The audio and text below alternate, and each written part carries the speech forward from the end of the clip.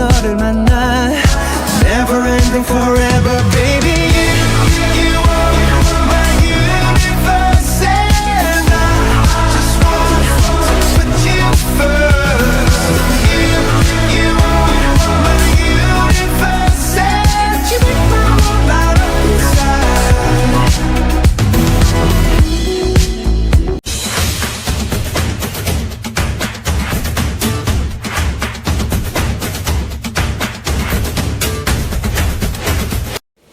Assalamualaikum warahmatullahi wabarakatuh. Halo semuanya, perkenalkan saya Muhammad Al-Farisi dengan NIM 210304228.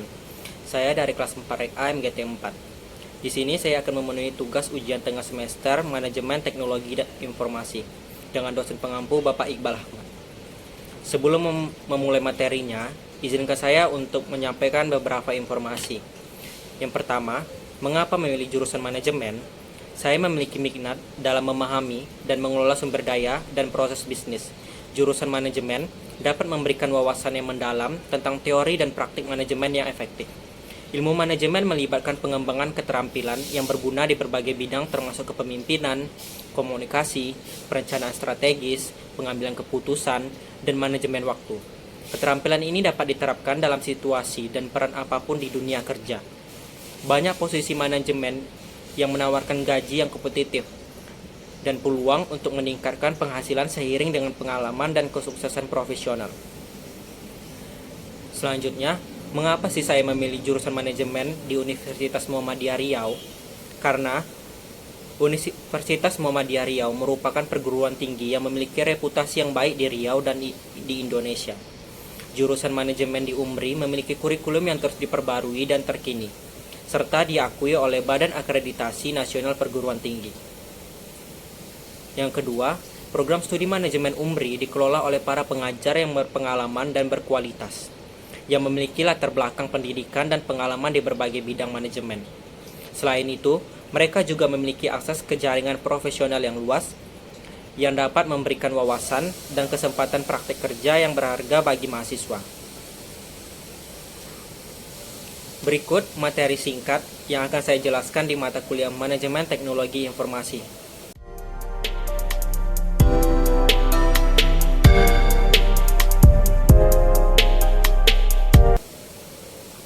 Untuk materi yang pertama adalah pengertian teknologi. Teknologi adalah ilmu yang berhubungan dengan alat atau mesin yang diciptakan untuk membantu menyelesaikan berbagai permasalahan dan pekerjaan manusia sehari-hari. Teknologi informasi dan sistem informasi memiliki peran yang sangat penting dalam dunia modern. Teknologi dan sistem informasi dan memungkinkan otomatisasi proses bisnis, pengelolaan data yang cepat, dan akses informasi yang mudah. Hal ini membantu meningkatkan efisiensi operasional dan mengurangi ketergantungan pada pekerjaan manual yang lambat dan rentan terhadap kesalahan. Kita dapat berbagai informasi secara instan, berkomunikasi dengan mudah, dan mengakses sumber daya yang diperlukan untuk menyelesaikan tugas-tugas mereka. Teknologi informasi dan sistem informasi telah merubah cara kita berkomunikasi dan berinteraksi. Internet dan teknologi seluler memungkinkan akses ke informasi dan layanan dari mana saja dan kapan saja. Teknologi informasi dan sistem informasi kali ini menjadi katalisator bagi inovasi di bisnis. Mereka memungkinkan perusahaan untuk mengembangkan model bisnis baru, mengoptimalkan operasi, dan menciptakan produk dan layanan yang lebih baik. Teknologi informasi dan sistem informasi membantu dalam pengumpulan, penyimpanan, pengelolaan, dan keamanan informasi. Data dan informasi yang penting bagi suatu organisasi dapat diatur dengan baik dan dilindungi dari risiko kehilangan atau penggunaan yang tidak sah. Sehingga dapat kita simpulkan bahwa teknologi adalah penerapan, pengetahuan, dan keterampilan untuk menggunakan dan memodifikasi alat, mesin, sistem, atau proses guna memenuhi kebutuhan manusia. Teknologi informasi dan sistem informasi memiliki peran penting dalam meningkatkan efisiensi, produktivitas, pengambilan keputusan yang lebih baik, dan keunggulan kompetitif. Mereka juga memfasilitasi inovasi, pengelolaan informasi yang efektif, dan transformasi digital organisasi.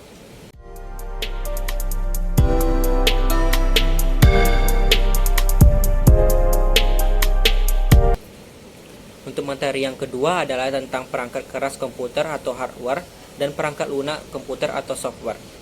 Hardware dan software adalah dua komponen penting dalam komputer dan sistem komputasi modern. Hardware ini merujuk pada semua komponen fisik yang membentuk sistem komputer atau perangkat elektronik lainnya. Beberapa komponen hardware yang umum ditemukan dalam sebuah komputer adalah yang pertama, Central Processing Unit atau CPU, yang kedua memori atau RAM, yang ketiga slot, terdiri dari hard disk drive, solid drive, dan lain-lain, digunakan untuk menyimpan data dan program dalam jangka panjang. Yang keempat adalah motherboard, merupakan papan sirkuit utama tempat semua komponen lainnya terhubung. Yang kelima adalah input device, misalnya keyboard, mouse, atau perangkat sentuh yang digunakan untuk memasukkan data atau peringkat ke dalam komputer. Yang keenam adalah output device, misalnya monitor, printer, atau speaker, yang digunakan untuk menampilkan atau menghasilkan output dari komputer.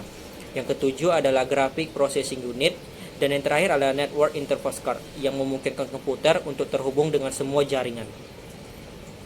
Sedangkan software adalah sekumpulan instruksi atau program yang memberitahu komputer cara melakukan tugas tertentu. Ada dua jenis software utama. Yang pertama adalah sistem operasi atau operating system, merupakan perangkat lunak inti yang mengelola semua sumber daya komputer dan menyediakan antarmuka antara pengguna dan hardware. Contoh sistem operasi termasuk Windows, Mac OS, dan Linux.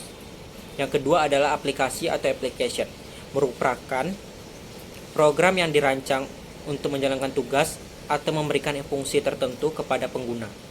Contoh aplikasi termasuk Microsoft Word, Google Chrome, dan Adobe Photoshop.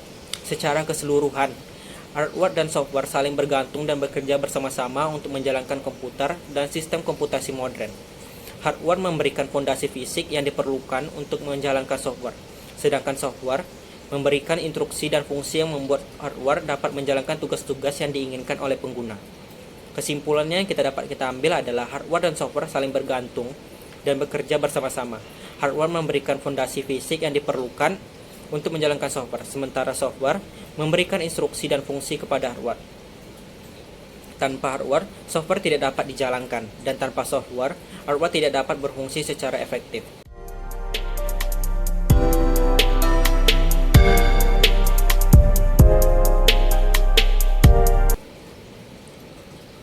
Materi yang ketiga adalah pengambilan keputusan di level manajemen dan sistem penunjangan keputusan.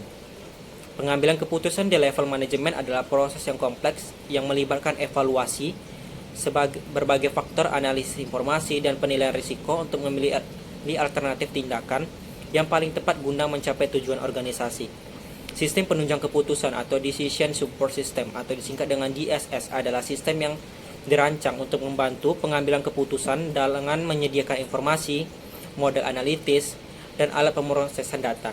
Tujuan utamanya adalah membantu pengguna dalam mengatasi masalah yang kompleks dan mendukung proses pengambilan keputusan yang lebih baik. Beberapa komponen utama dalam DSS adalah basic data, model analitis, algoritma, dan analisis antarmuka pengguna, sistem pendukung manajemen.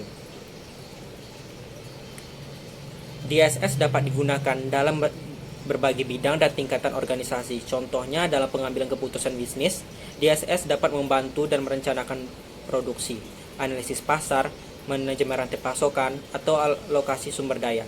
Kesimpulan yang kita ambil, sistem penunjang keputusan adalah sistem yang dirancang untuk membantu pengguna dalam pengambilan keputusan dengan menyediakan informasi, model analitis, dan alat pemrosesan data.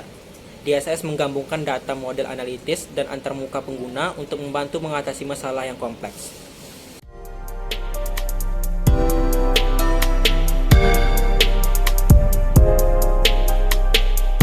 Dan materi yang terakhir adalah tentang data, informasi, dan pengetahuan. Data dalam komputasi adalah bentuk informasi dengan bahasa tertentu yang telah diolah secara efisien, dapat berupa subjek tunggal maupun subjek plural yang dapat digunakan dalam suatu proses tertentu. Data dapat berupa informasi yang berbentuk digital biner, khususnya yang terdapat pada media transmisi dan komputer masa kini. Selanjutnya adalah informasi. Informasi adalah hasil dari data yang telah diproses sedemikian rupa sehingga dapat memberikan pengetahuan kepada orang yang menerimanya. Informasi didapatkan dengan cara mengumpulkan sekumpulan data dan merubahnya menjadi suatu bentuk yang memiliki makna. Data dan informasi dasar untuk pembentukan data pengetahuan. Pengetahuan dapat didefinisikan sebagai informasi yang valid, kontekstual, relevan, dan dapat ditindaklanjuti. Pengetahuan juga dianggap sebagai informasi dengan makna. Itulah hasil video saya mengenai tugas ujian tengah semester Manajemen Teknologi Informasi. Semoga bermanfaat. Sekian dan terima kasih. Assalamualaikum warahmatullahi wabarakatuh.